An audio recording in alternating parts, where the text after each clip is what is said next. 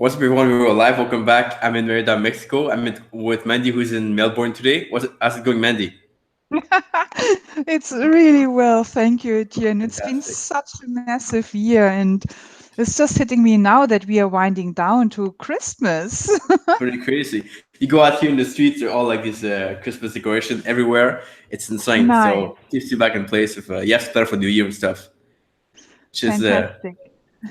which is really cool. So, guys, today we want to talk about something pretty interesting. I found myself how to develop the right trading psychology, like the pro. So, a lot of people want to get to that. They want to be able to develop a way to think like the pro, or a way that they can become better traders. So, Mandy's going to be really good at that. To talk about the topic.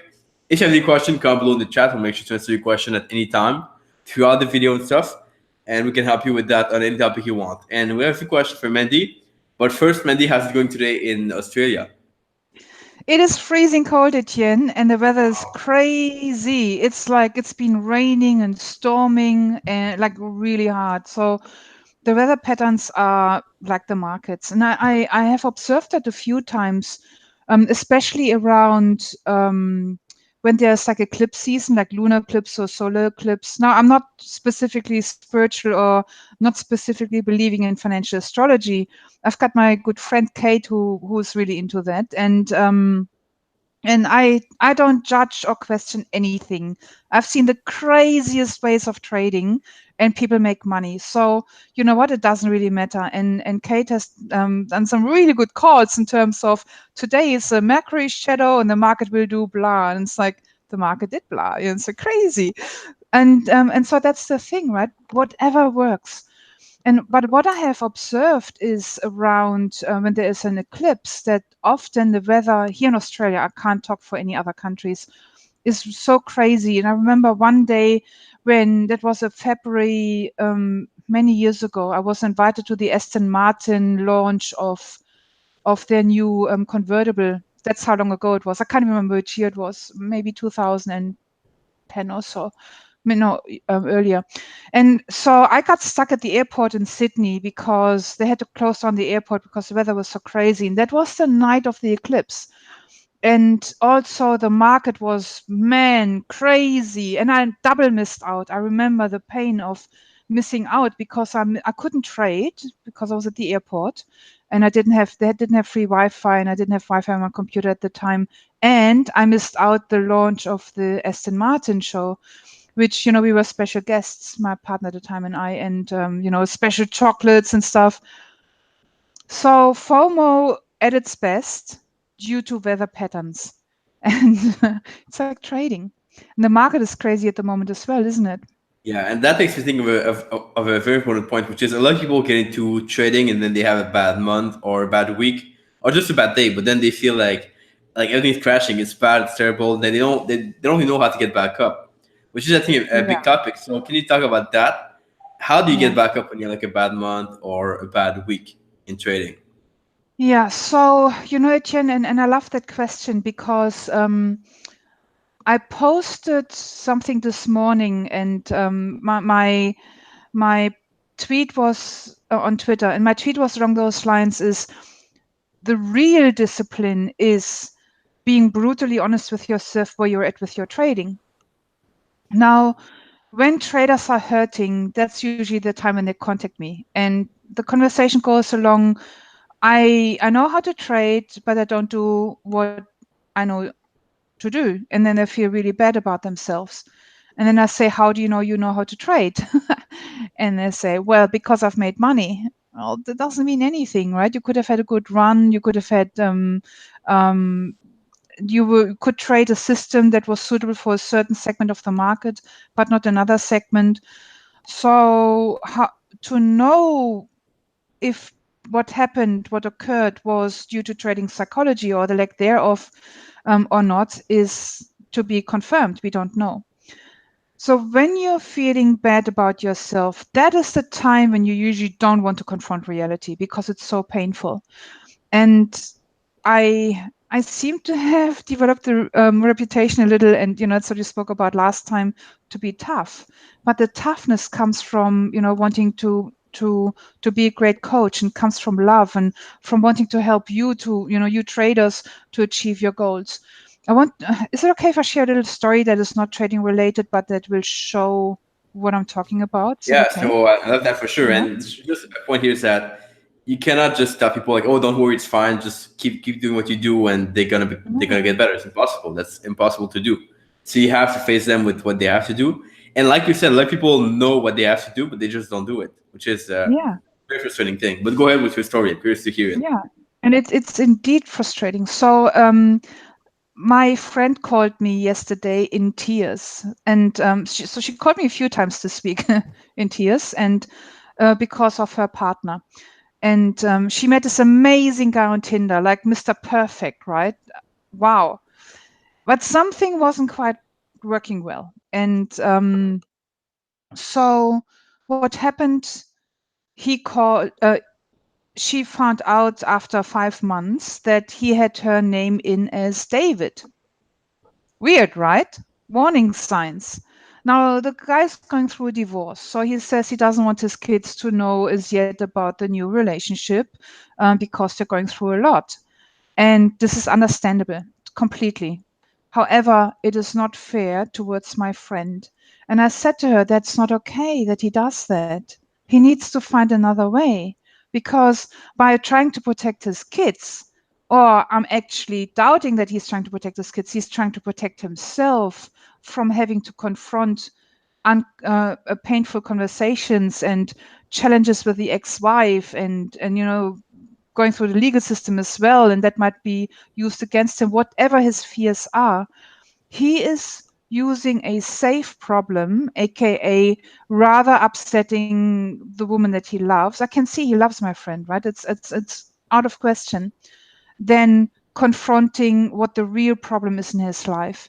Him not being truly who he is, standing up for what he believes in, and living a life of honesty and truth, but rather lying to his ex-wife and the kids. Now, his ex-wife is not stupid. For sure, she knows that there's someone else. Like, we women know, right, guys? We have a sense of it, even if we don't say it.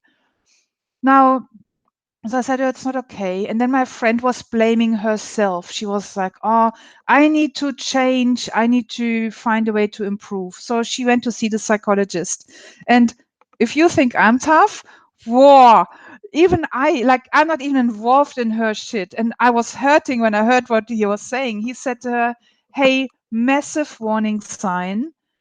You need to leave this guy, like right now. And my friend is like, why? What? He said, massive warning sign. He is not ready for a new relationship.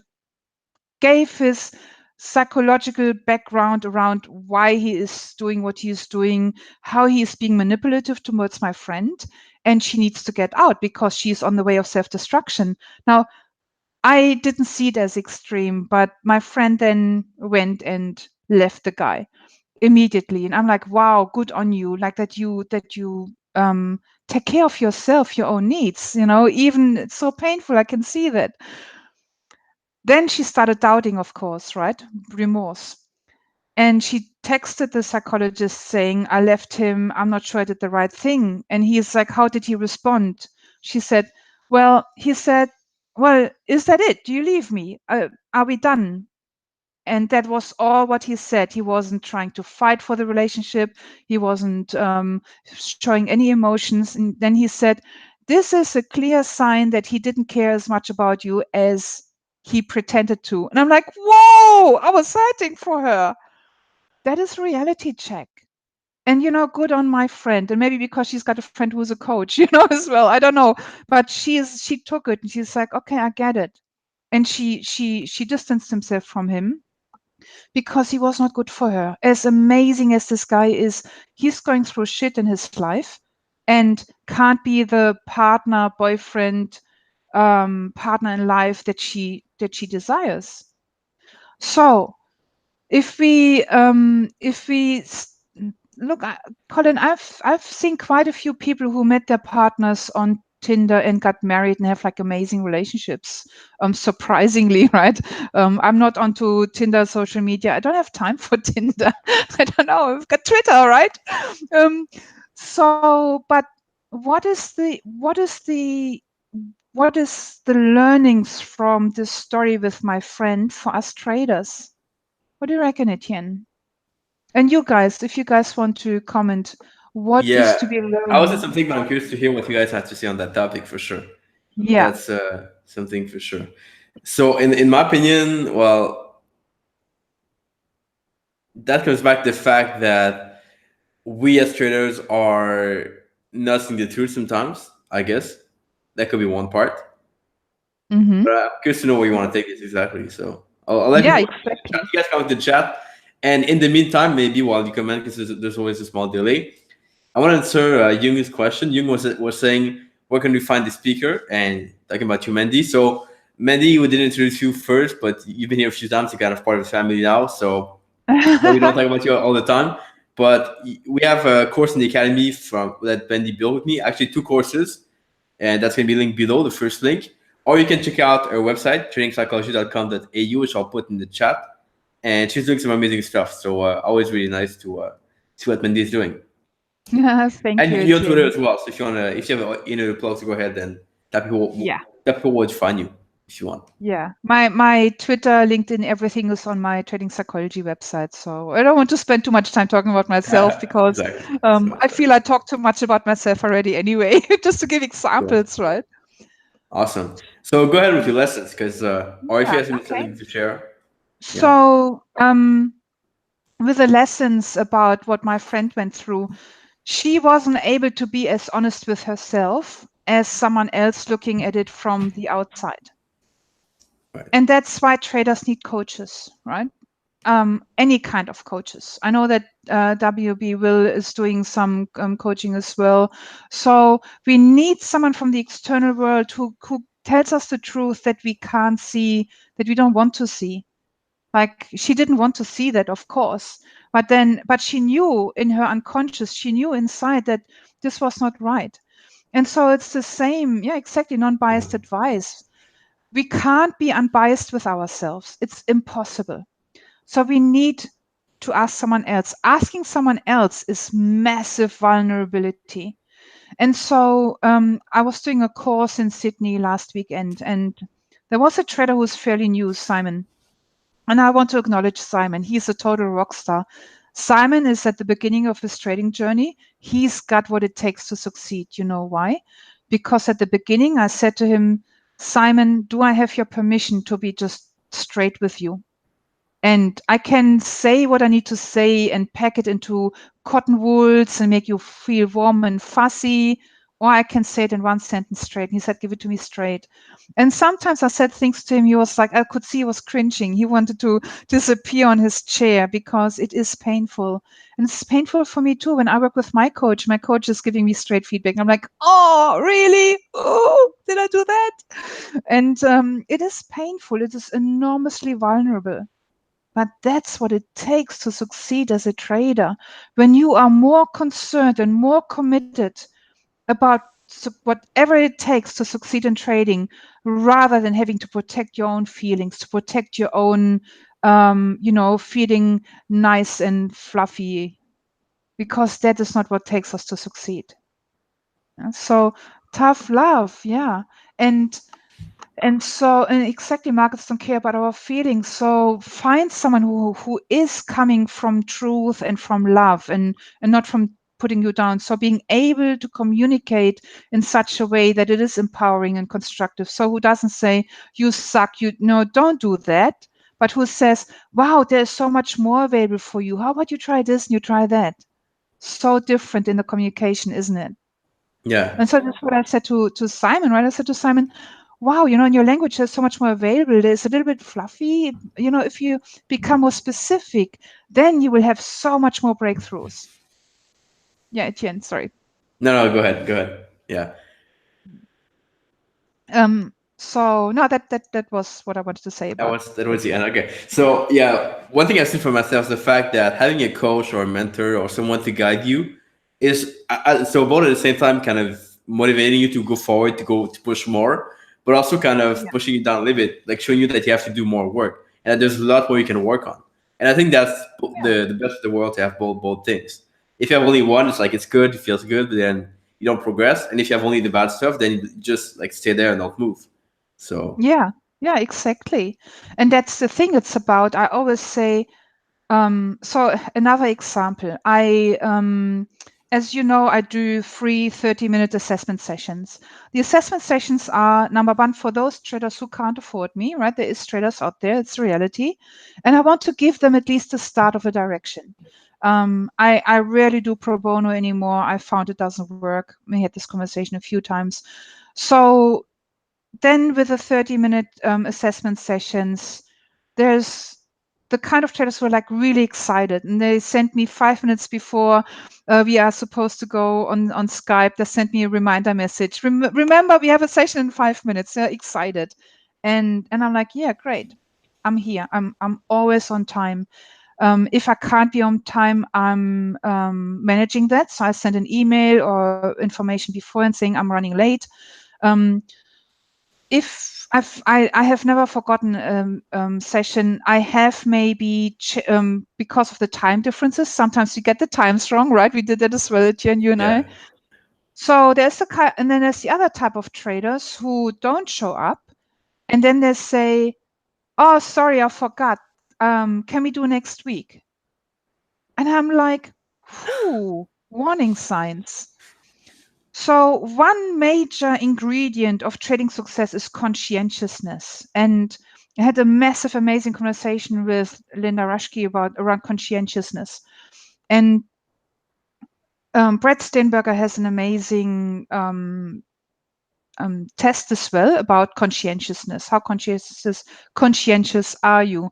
And also Larry Williams' son, whose name I forgot, he wrote a book as well where Linda Rushke was interviewed and was used, not used, that sounds bad, was participating in trials to understand conscientiousness better.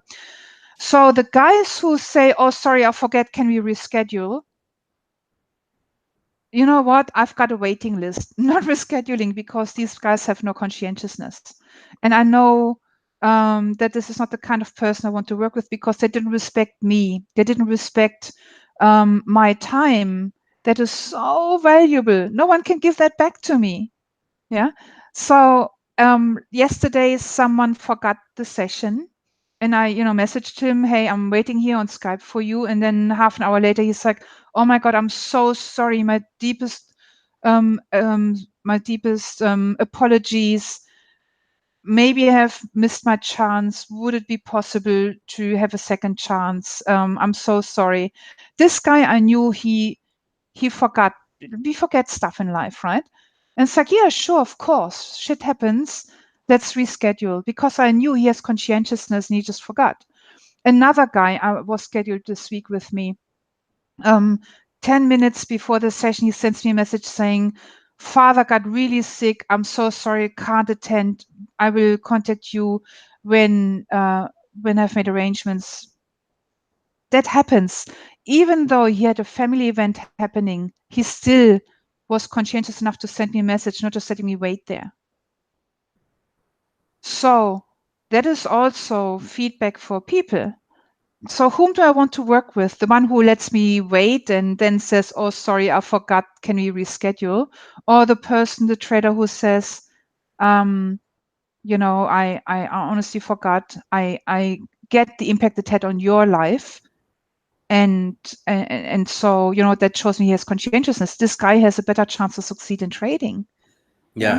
That And is guess how exciting. that's going to translate to how you show up in the market to do your preparation or review. The guy who's Yeah, probably like just forgetting about the appointment is going to just show up whenever he feels like it, and maybe do a review if he feels like it. And the other guy who's already planned everything is going to show up, plan everything, do everything, and then be prepared for the market. Same thing. exactly. And then one of the guys who didn't show up, he said, "Well, you should have sent me a reminder." And I thought, wow, this is really interesting. So what happens with a coach relationship, and I refuse to do that. They expect the coach because, someone gives me money. And then, like the desperate business people out there, they send reminders and, come to my training. I don't do that, because I only want people who are so eager that they have it 10 times in their diary. to remember to come. So the other guys, they're making me responsible for their success. They're making me responsible for remembering. They're making me responsible. And you have that as well, Etienne. We've spoken about that numerous times, right? We work our asses off. We are here. We are like, hey, here's a webinar for you. And people register and then they don't show up. And they're like, oh, I forgot. Why didn't you send out a reminder? Trading does not work this way.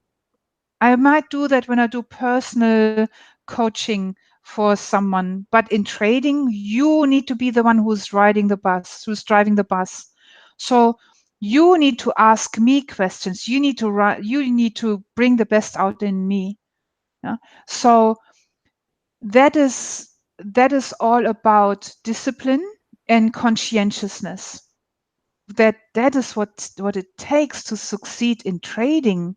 That is the driving force if you're being disciplined and patient or not. Because if you're not disciplined and patient, that's just for us a symptom to know that something else in your upbringing, in your beliefs about yourself, in the respect for others and respect for yourself is not working. And that's what needs to be worked at. Not I don't do what I know to do. Yeah. So I really like this approach of taking things outside trading to bring them into trading.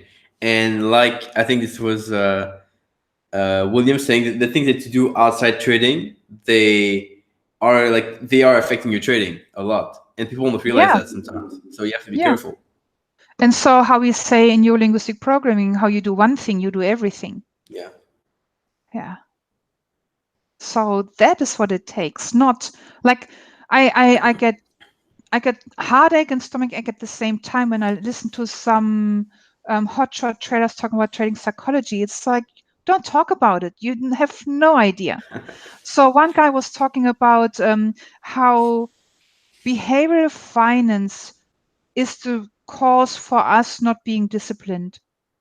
Behavioral finance is not the cause. So if you have a confirmation bias, that is not the reason why you stuff up in your trading.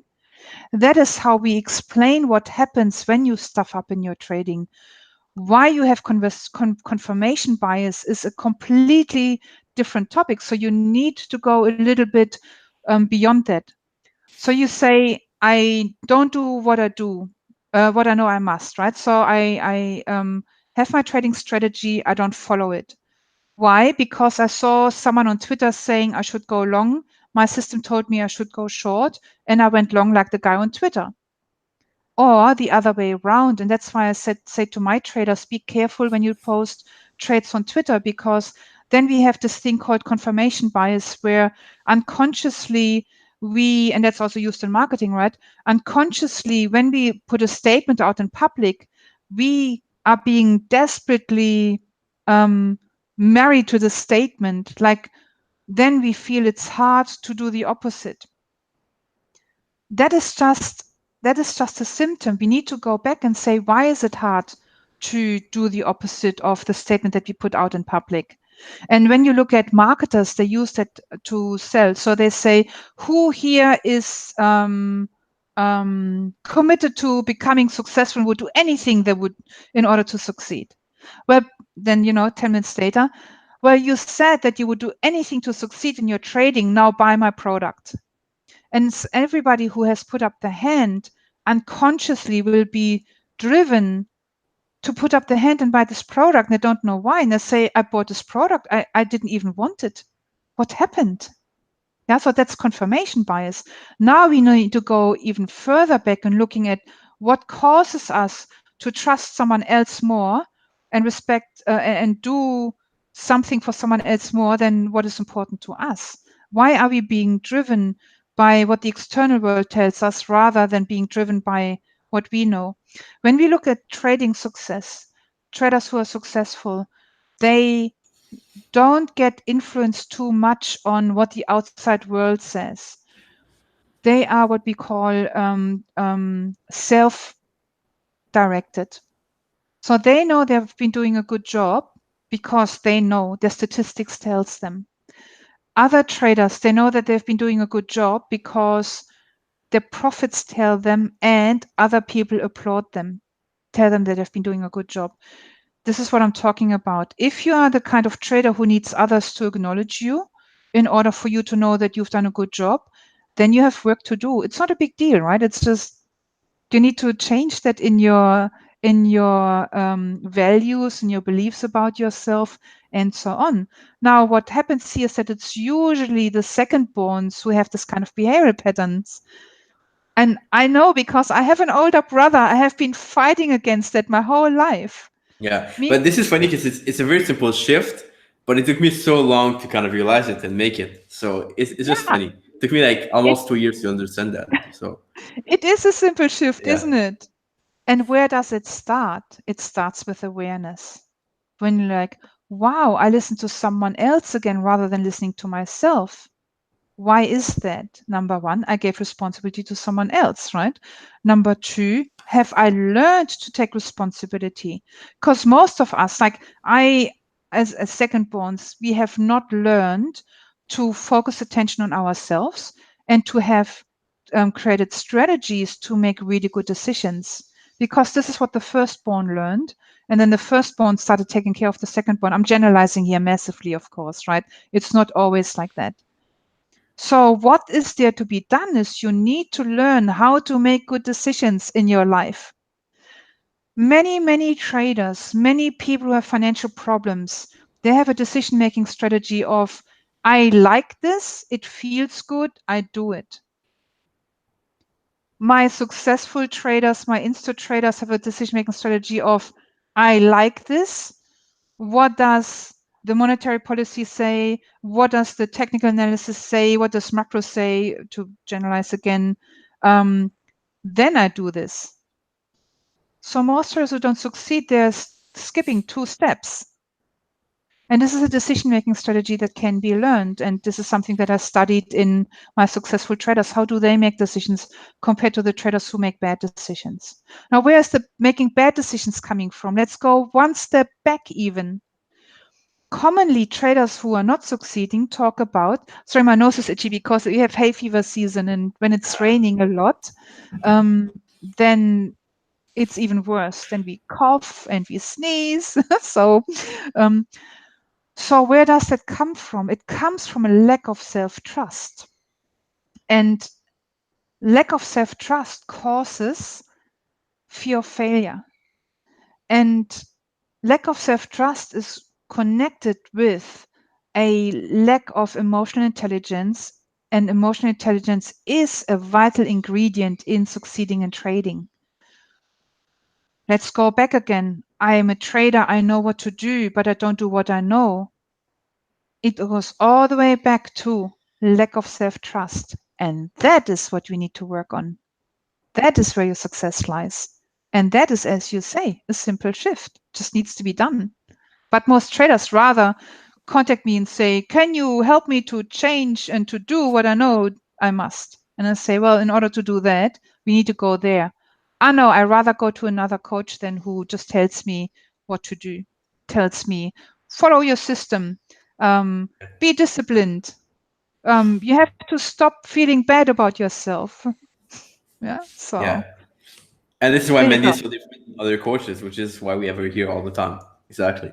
Yeah. And that goes back to being honest with yourself and seeing the truth, which is painful. I get that. Shall we look at some questions? Yeah, yeah. So there's a couple of good comments. Jenny was saying, is that what we call crowd psychology? What you discussed? And I guess it's a similar term. No, crowd psychology is really interesting. So when we talk, and thanks, you're doing really good comments here, Jamie. I really appreciate that. When we look at trading psychology, again, another myth.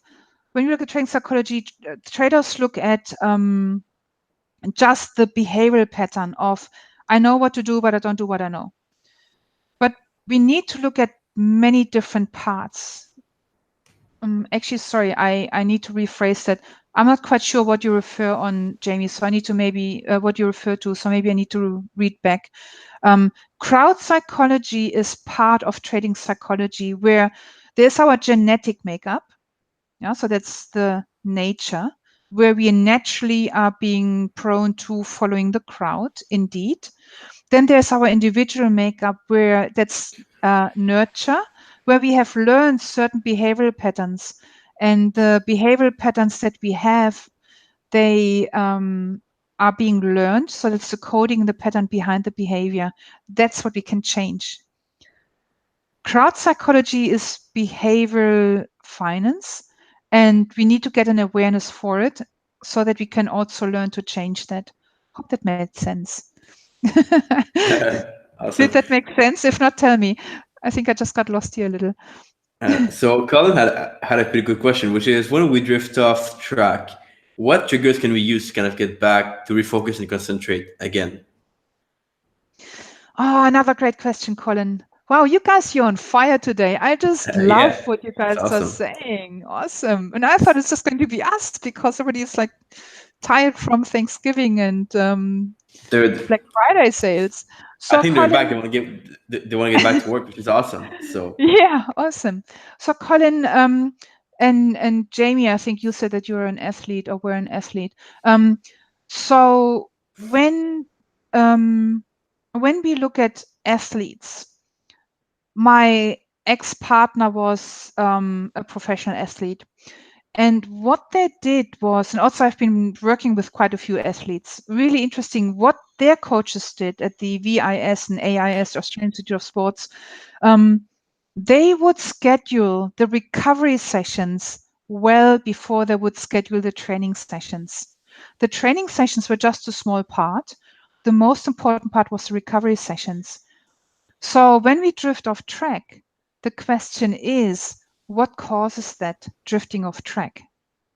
We need to distinguish between, have we been sitting in front of the computer for 10 hours and we are naturally tired because we haven't kept our silos filled up with good energy, with food, with sleep. So I take nanny naps throughout the day 3 or 4 times. But I also, on Friday, I got up at 5:30 in the morning, actually at 5 o'clock in the morning to have a 5:30 coaching session. So my days are not structured. And people who have young kids, they don't have structured days as well. So try to get a 5-10 minute nanny nap in. Eat healthy, of course, right? Drink lots of water. Have you done all this and you still drift off? What happened? What was the consequence? Was it that the markets have been challenging for some traders? For some, they have been amazing. So if the markets have been challenging, that also draws on your energy. Whatever the context is that helped, that caused you to drift off, that defines what the trigger is to refocus and concentrate. Lack of concentration is usually your emotional capital is depleted. You need to fill it up.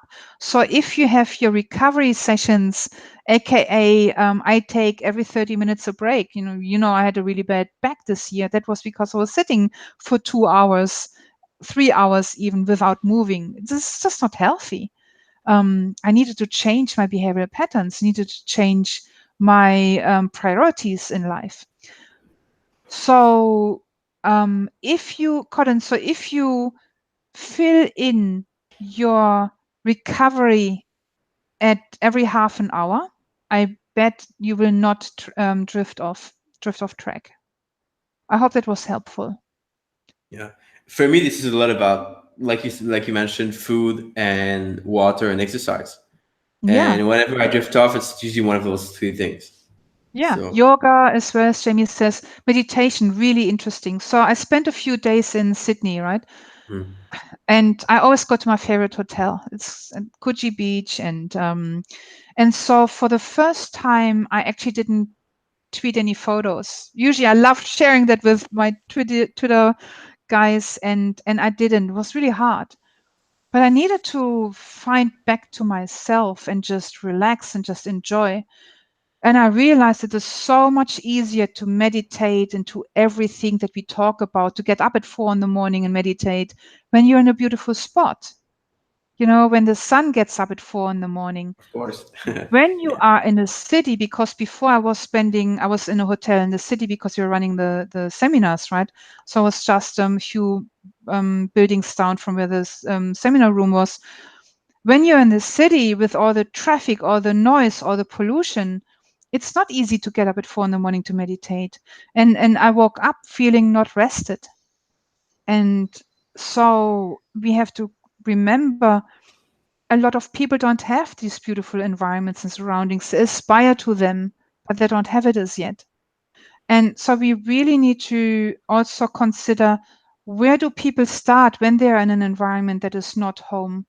Make a spot in your house that is just your spot, that is surrounded with crystals, with whatever rocks your boat, right? I have this beautiful, this is a deep Tibetan beauty. I don't know what it is. And I bought her in Hong Kong 20 years ago when I lived in Hong Kong. When I look at her face, it makes me feel so calm.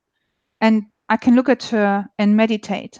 So wherever I am in the world, so I show you this beautiful serene face again. Wherever I am in the world, that is my space where I can meditate. So I don't need to be by the beach. And if I can't bring that with me because it's quite heavy, I can picture it in my mind.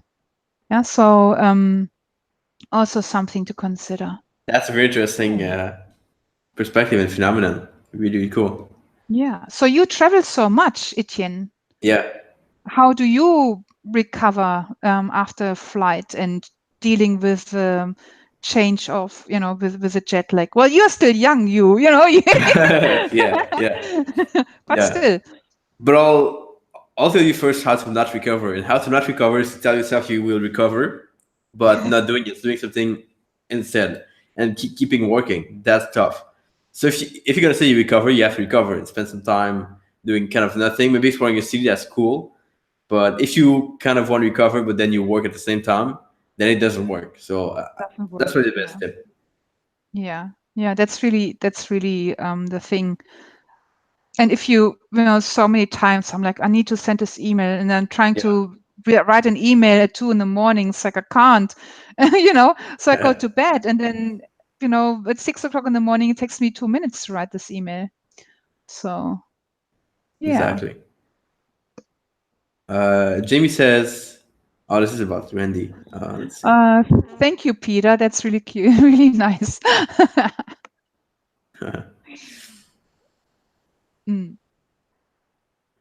Steps to recommend to help with self-trust. Right. Yeah, thanks, Randy. That's a really good question. So with coffee, yeah. Self-trust is a really big one. Why do we lack self-trust? And I might go a little deep here, but again, it's so important to me that you guys get it, because we need to go that deep if you want to shift your trading. And your trading is just a metaphor for life. If you want to shift your life, and everybody can have it, and I'm so passionate about it. So many traders, they give up, So when we talk about self-trust, why is it that we have a lack of self-trust? Usually it comes, and this is not bashing our parents, they did the best that they could. Usually it comes from a lack of being loved as a child. And it doesn't mean that your parents didn't love you, but they didn't express their love in such a way that you as a child needed it. And what also happens is then with that comes a lack of certainty. So, for example, when parents separate, even if they separate amicably, what happens is that for the child, there is a lot of uncertainty, and they have to grow up really fast. And that's when they start lacking self-trust, lacking trust in the environment, and they start applying coping mechanisms. They use those coping mechanisms as adults as well, because as children, they don't have the language and they don't know how to manage and work with their feelings in order to survive that uncertainty. As adults, we do have language, we do have a repertoire of what to do when uncertainty hits, because that's life, right? It happens all the time. In trading, we have to make sharp decisions under uncertainty. That's the game of trading. And so, number one, when we lack self-trust, we have to be reminded and we have to learn that the coping mechanisms that we learned as children are not working as adults. And I talk about that a lot in our trainings. So number one, find out what your coping mechanisms are that you do in your life right now, that you have learned in childhood, that are sabotaging your trading, that are sabotaging the happiness in your life. So what could be some example of these mechanisms we use? Mechanisms, Yeah. avoidance. So using a perfectionist strategy. So things have to be perfect, like Yeah. I get out at round numbers. Yeah. You can see how many human beings have that. Every human being has that. A perfectionist strategy, or I have to have 80-90% profit loss ratio, which doesn't mean jack shit. We know that. And yet we are driven to do that. And I'm driven by it too. So what do? I changed my strategy. I said, my goal is not to get out at round numbers, but to get out at uneven numbers. Like instead of closing out the DAX at 11,000, I close out at 11,005 or whatever, right? So making it, and that's crowd psychology, by the way, Jamie. So doing the opposite, when the crowd goes zig, I go zag. Because perfection strategy is making things perfect. That causes a procrastination strategy. Just $5 more, and then I have hit the $100 mark, and then I get out. And of course, you have $4.50, and then it turns, and you get out at a $100 loss rather $100 profit. Yeah. So the perfection strategy causes the procrastination strategy. So not taking a profit is procrastination. Surprise, hey? The procrastination strategy then triggers the self-judgment strategy. I'm lazy, I'm not good enough, I don't have what it takes. That is triggering, and that is a reflection of safe versus risky problems. So we explain that in our trainings, but let me give you a little insight into what that means. The guy that my friend was dating, for him it was risky, immensely painful, immensely vulnerable to confront his ex-wife and telling the kids that he's got a new partner. And because that was risky and scary for him, rather than going to see a psychologist, a specialist to teach him how to do that in such a way that everybody's being taken care of, because his fear was real. He did not know how to communicate to his kids and his ex-wife, that there is a new person in his life. So he needed to go and learn that strategy. But rather than doing that, he was making his new love the villain, and rather gave up her. That was more safe for him than confronting something that's immensely painful. And a link between parents and children, that is something that no other person can take up at that spot. So it was rather getting rid of the girlfriend than challenging, risking the relationship with the kids. In trading, rather than challenging that, rather than doing the risky things that it takes to succeed in trading, maybe finding out that you're not good enough, being ostracized by your family because they don't agree with what you're doing, because they want you to stay safe in your 9-to-5 job. We all have been through that, right? Rather than confronting that, they sabotage their own behavior and say, see, I told you I can't do it. It doesn't make sense. It's not logic. But this is an example of a self-sabotaging pattern. So then what I do with my traders is I say, what is it that you're trying to avoid by not being successful? And they're like, what? I'm not avoiding anything. I want to be successful. That's the initial reaction, of course, right? Surface level. But then when we dig deeper, all that stuff comes out, what they're trying to avoid. Maybe they're trying to avoid being better than someone in their family because they're afraid that this important person in their family is going to not love them anymore, because that was always the dynamics that they had in the family. Maybe it's even a friend, a partner. So that's why I don't like trading with trading buddies, because I feel bad when I'm better than them. Until I have resolved that, I'm not trading with anyone. I'm not talking about my trades. I'm not tweeting my trades, because I know I'm at risk. That's being harshly truthful to oneself. Yeah, that is really interesting. A really, really good example as well. So happy about that. Yeah. Awesome. I Well, hope that guys, wasn't too deep yeah, and yeah, sorry, it's awesome. you go. I was just reading a comment, but I want to ask you a question which I got this week from a student of the academy, wondering about: is it possible for someone to, because one of the exercise in the academy, in the training we did together, was about kind of sitting down when you trade and then taking notes of your thoughts, so the self-limiting thoughts you have in your mind and stuff. And that person came back and said, well, I don't really have any thought that are self-limiting except the ones that are wondering if I'm going to be able to make it. So do you think That's that's good. possible to have no thoughts? And what I replied was basically the fact that if you are not sure whether you'll make it or not, maybe it's because it's a kind of self-limiting thought you have for yourself. But is that possible to not have any self-limiting thought when you trade? I love that. Yeah, that is a self-limiting thought in itself, and that's a really big, massive one. If this, there can be two things, right? Either this trader is not being truthful with himself, or not truthful with you, or all that is running in our unconscious, of course. So I was talking on my macro webinar that I was holding a while ago, a few weeks ago, that every time I look, I love what the macro guys do, and I see the potential in adding some macro analysis into my TA. And I'm a hardcore TA trader, right? I don't trade macro, but I also noticed that my TA, my reversal setups don't always work out, and then my macro guys, they knew already that they're not going to work out. So something useful in it, right? Feedback for me.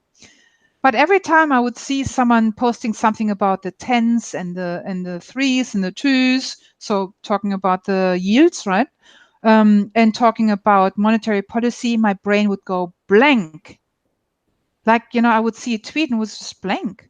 So I know from my training that this is a block that I have. That's a self-limiting belief. So even though there was no thought of, oh, I can't do macro, or I'm not smart enough, there was a physical reaction in my brain, blank. That was for me an insight that there was something for me to work on. So that's what I worked on with my own coach. And then by digging deeper, and I could not do that with myself. I could do that to a certain extent, but not further, because we are limited by the boundary conditions of our own thinking. And other people can see in us that we don't see in ourselves, right? So then by the external person asking me questions that I didn't think of asking myself, all that stuff came up of not being good enough, of, I failed maths, and, at university, I got a point as a present from my professor so that he could pass me, because I actually technically failed. So he said, I would have failed university, right? So he gave me this point because he felt sorry for myself. Now, do you think that this would cause limiting beliefs in someone when they look at macroeconomics? I studied business, by the way. Yeah, right? This is Believe where so, all yeah. this, yeah, this is where it all came from. And then earlier than that, because I had a teacher when I was really young, he told me off that I'm not smart enough to do mathematics. And the reality was, Etienne, I was not smart enough because I had not learned how to think in mathematical terms. So rather than this asshole teacher really sitting down with me or sitting down with my parents and saying, Mandi does not have the thinking processes required to succeed in mathematics, she needs a tutor. He said, on the report, right, he failed me and he said, I don't understand mathematics. What do you think? What decisions, what limiting beliefs a kid makes about themselves when they get that? And so my parents, bless them, they didn't know enough. They didn't know better. They said, oh, well, she's the sweet little one. Big brother is the smart one anyway. Doesn't matter. She'll get married one day and have kids. She doesn't need it. That was, my generation. wouldn't happen nowadays because there's internet, there's so much education nowadays. Yeah. So all that was underneath, my brain goes blank. And this is what will happen for your trader. No matter what the what it is that seems to indicate, what the indication is that we have limiting beliefs, can be a feeling, can be a lack of thought. There's something. Look at your results. Do you make money or not? If you don't, there's something for you to work on. That's simple. Yeah. And for me, I know right away that I have something limiting myself when I see other people doing more and like a lot more. And then you said you could do more yourself, which is like a big realization to have. I think it's pretty crazy. Yeah. So you always have Yeah. something to work on for sure, which is a good thing. So powerful. That's so true. So just reading the Yeah, I want to get your thoughts on this. This was Jamie, I think, and Peter. So this is something I didn't really have to deal with myself too much to a certain point, to have to tell your family or convince them that you can trade and that this is what you want to do. How would you handle this yourself? Because for me, I didn't have to go through that much. So how would you yeah. handle it? So acknowledging that it's hard. You know, for most of us, when we start trading, that's a dream. That's so dear to our heart. And because it is so important to us, we are prone to stuff it up. And I was talking to a trader who's trading in a prop firm in the US. And they have to do like probation, 3 months, showing their trading. And if they haven't within 3 months achieved the benchmarks, they have to start again the 3 months. And he gets so close every time. And he gets close to making it, and then he stuffs it up. And this firm is not like, oh, we can see you can trade, dude. We let you through. They're like, no, the numbers tell the truth. Nothing else. You need to have the numbers. We don't care. We see your potential, but as long as you hit the numbers, you're not getting through. So no, I can't remember where I'm going with that, Etienne. Help me. That's about the family part. Family Telling your part. family Okay, that so you can trade. Yeah. cool. Yeah. So one thing is that also his family does not agree with him that he went down the prop trading path because it's not paid in the States in that firm that he is in, and it's he needs support from his father. His father gives him the money and at the same time puts him down about it, which is a really weird dynamics, right? So when we how do I answer this question simply? Remember, Etienne, how we spoke about how we growing up as traders. We start off like little toddlers, and we are reliant on other people teaching us. Maybe webinars, maybe YouTube, whatever it is. Right? We need external influences to show us the ropes. Yeah. Then we become teenagers, so we're like, wow, I understand. I get how that works with patterns and harmonics and GAN. And then we start venturing out on our own. We're like, I don't need anyone anymore to tell me. And we become rebels. And then there is the rebel who is functional, who is like, I know I can do it on my own. I'm start trying on my own. Or the rebel of, you guys all suck. I can do it on my own.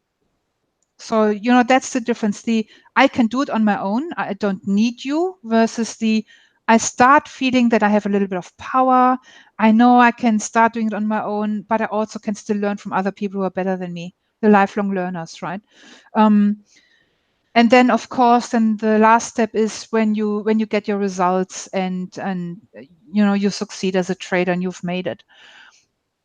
When you are in this state in your life where you feel you're reliant on your family and you're feeling that you're being ostracized and you lack their love, you can respond in two ways.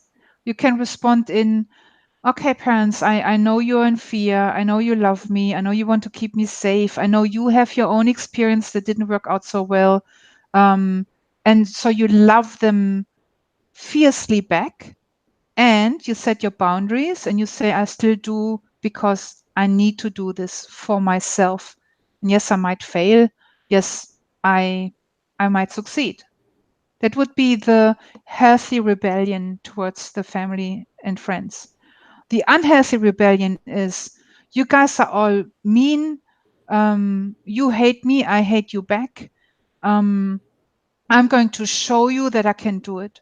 This kind of trader is usually then going into proving to themselves and the world that they can't do it.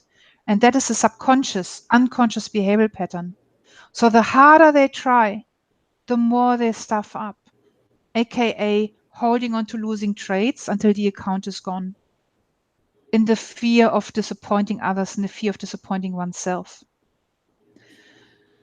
So when you have family that disapproves what you're doing and it affects you so badly that you can't love them for it anymore, then again, you have to go back in yourself and build that self-trust and build that respect for yourself to give yourself a good shot and to still love your family for who they are, for who they are not. That they don't have, they can't give you what they don't have.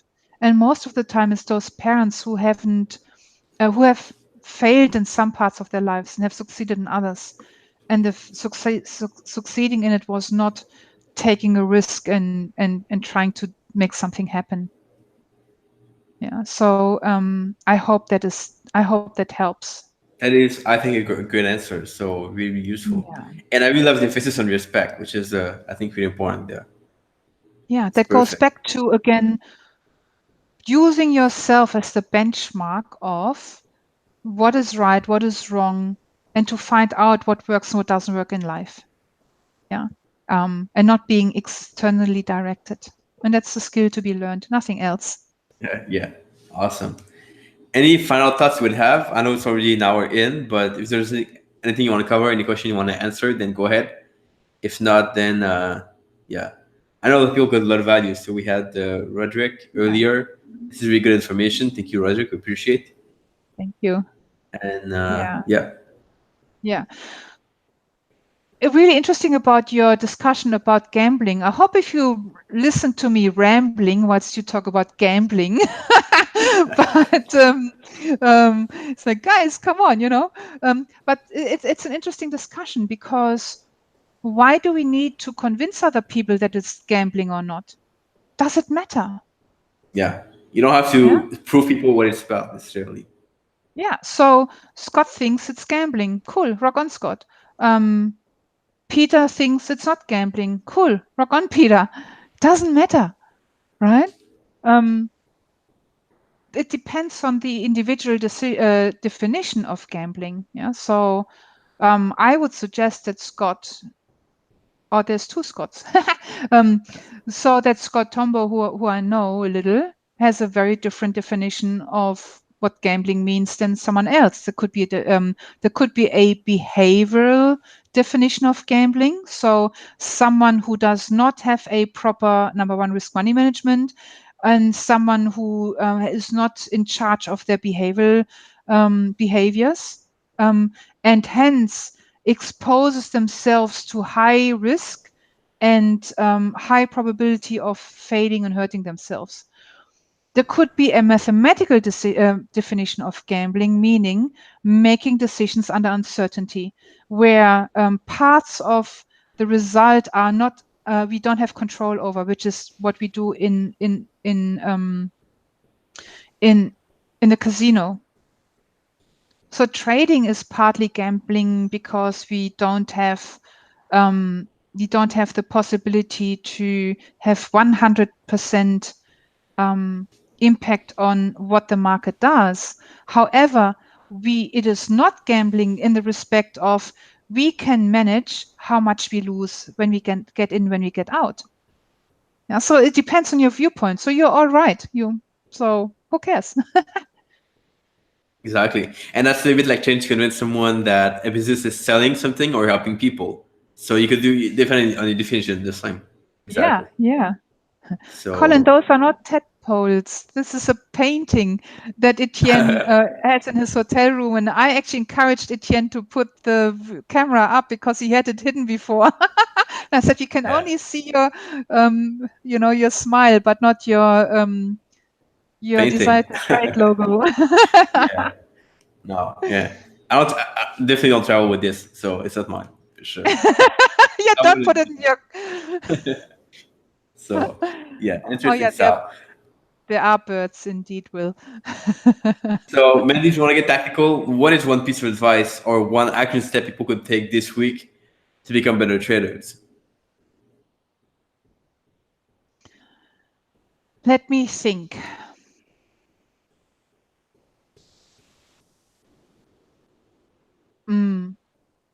How about looking at what ticks you off, what makes you really angry, and looking at what makes you angry as feedback for something that you need to resolve in your life to become a better trader.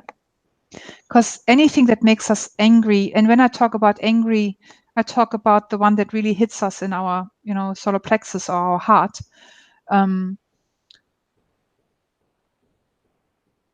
I remember at the beginning of my journey, someone asked me about what makes me really angry, and I said, injustice makes me angry. And the injustice that made me angry was an injustice that I had experienced in my own life. And that was my, how do you call this thing that Superman has that destroys his powers? Kryptonite. Guys, kryptonite, yeah. That injustice made me so angry to the point that my heart hurt, was my kryptonite in trading. Because every time I would relive injustice in my trading. So I needed to go home to my own heart. Elon Musk says the greatest journey to be had is flying to Mars, but it's not. The greatest journey to be had is coming home to your own heart. And that's what I had to do when it came to injustice, and to really heal that. And to say injustice is something that I don't agree with. It's just injustice is something that I don't accept in my life, but not from a place of anger and pain and hurt, because I had experienced it, but from a place of that is just not okay. That is not part of my value system. Like I said to my friend, that is not okay that he does that he has US David in his phone. There's no need to be angry and to shout at him and to make him wrong. Just go and say that's not okay. That she had to be angry at him and cry and throw a tantrum in a drama was her unresolved shit with her own parents, who did exactly the same with her. It's deep stuff, I know, but that's animal cruelty, right? So, Jamie, I know we are over time. Jamie, Go what I ahead. would love to ask you, if you, is it okay if you play, Jamie? If I ask you a question around that, may I? I'm waiting for you to confirm that it's okay. And if it is not okay, then please say it. It's completely cool.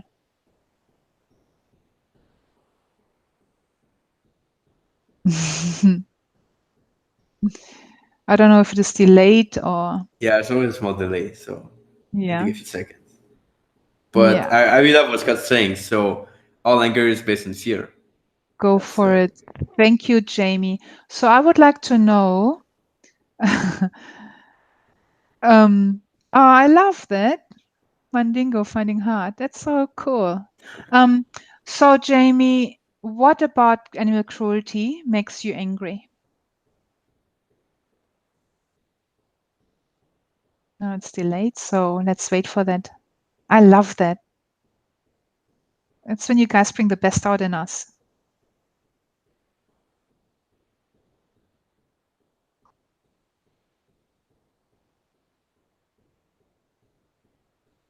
Most really,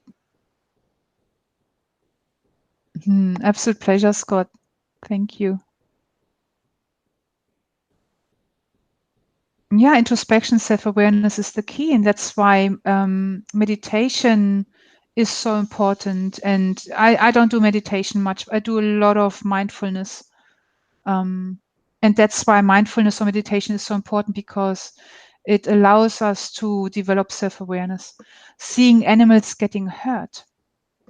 What about seeing animals getting hurt upsets you, Jamie? How do you feel when you see an animal getting hurt? What do you feel for that animal?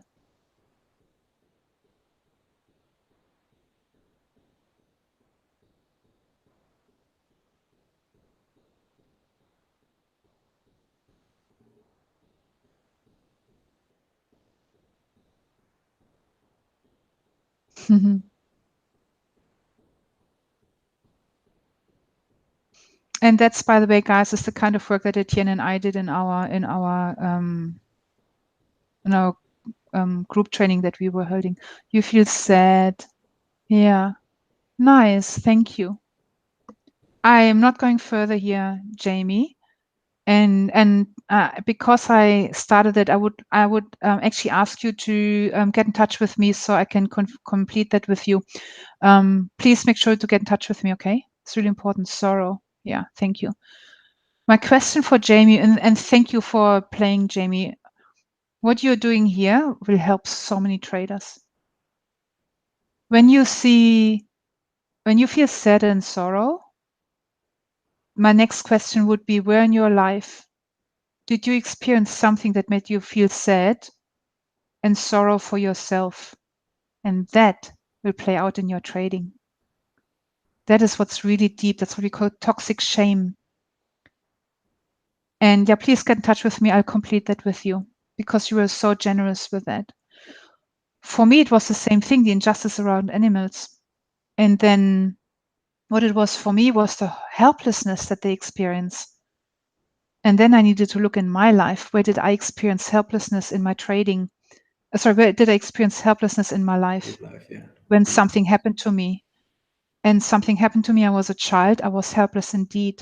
This helplessness kept playing out in my life as an adult, well into me being grown up. And I didn't know that. It showed in my trading. I felt helpless in my trading, and I didn't know why. It didn't make sense.